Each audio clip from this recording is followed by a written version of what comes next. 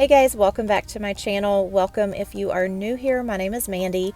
Today I'm sharing with you a keto Thanksgiving sausage stuffing. This video is part of an open collab hosted by Tamra from Southern Wife Everyday Life.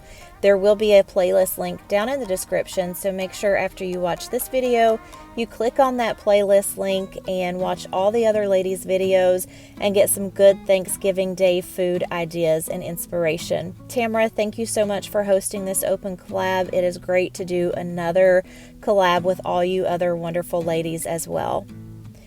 So what you need for the biscuit part of this stuffing is almond flour, baking powder, salt, pepper, butter, eggs, and shredded cheddar cheese. And then for the stuffing, you're going to need a pound of ground sausage. I like to use my Swaggerty sausage. Y'all know, if you've been around, how much I love my Swaggerty sausage. You also need dried sage, chopped onions, 3 celery stalks, garlic, chicken broth, 1 large egg, sage leaves, fresh parsley, and melted butter.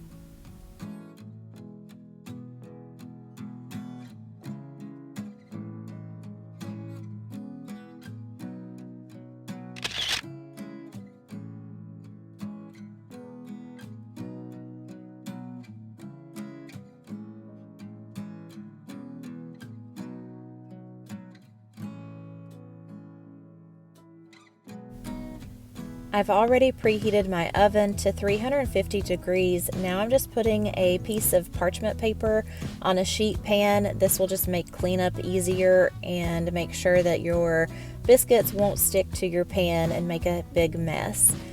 So to my bowl here, I'm adding in the almond flour, the baking powder, salt, and pepper, and I'm just going to mix that up a little bit.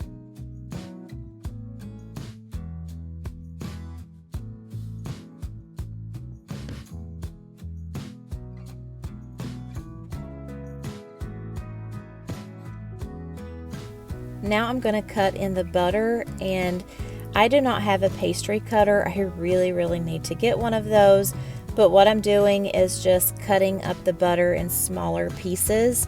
The recipe said that you could use a masher as well, so that's what I try to use, but it didn't go very well. So I end up using a fork and I get the butter cut into the mixture. Before I make this again, I definitely need to get me a pastry cutter.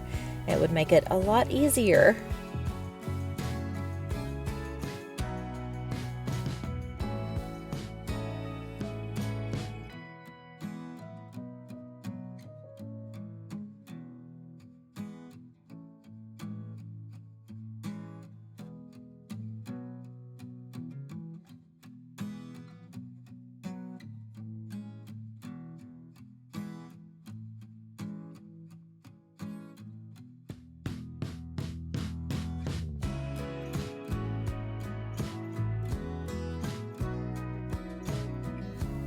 Now I'm going to stir in my 3 eggs and fold in the cheese, and then I'm going to combine all of that until it forms a sticky dough.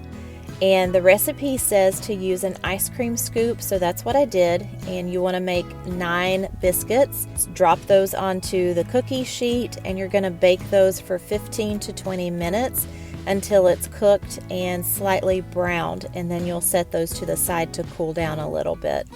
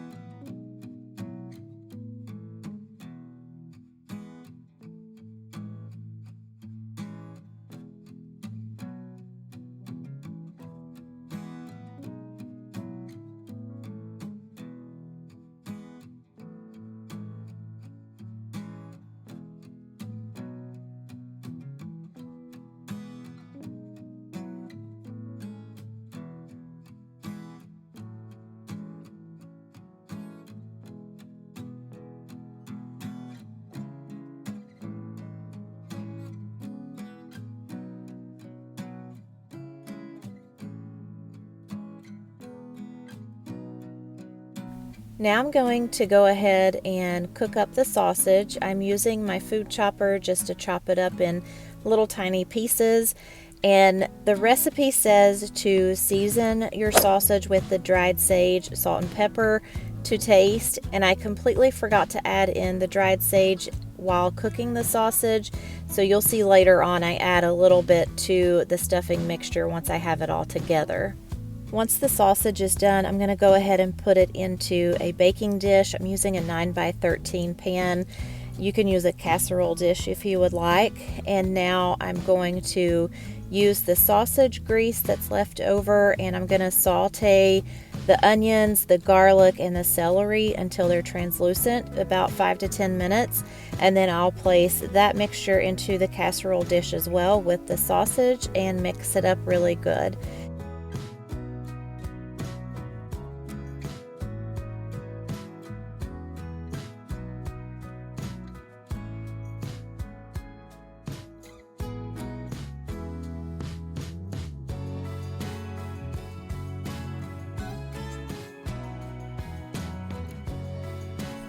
So after putting the biscuits in that first time, and then I took them out and let them cool, I crumbled them up and then put them back into the oven at 375 degrees for about 5 to 8 minutes until they were brown and dried out.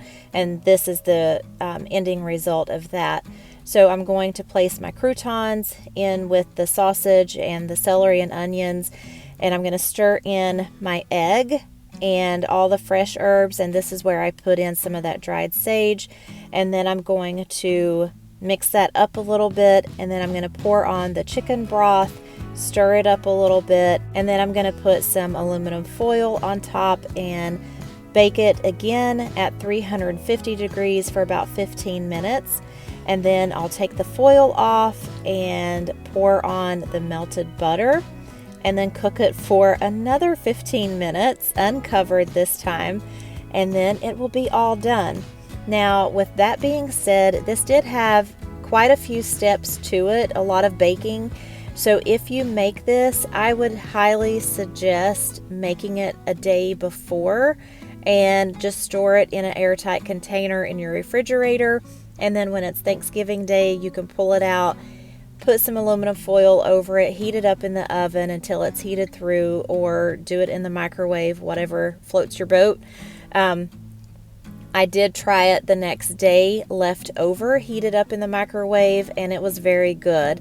Now, if you're not keto, it may taste a little different to you, but it was still pretty darn good. Thank you again, Tamra, for hosting this open collab. Make sure you check out that playlist link. Thank you guys so much for watching, and I will see you in the next one. Bye!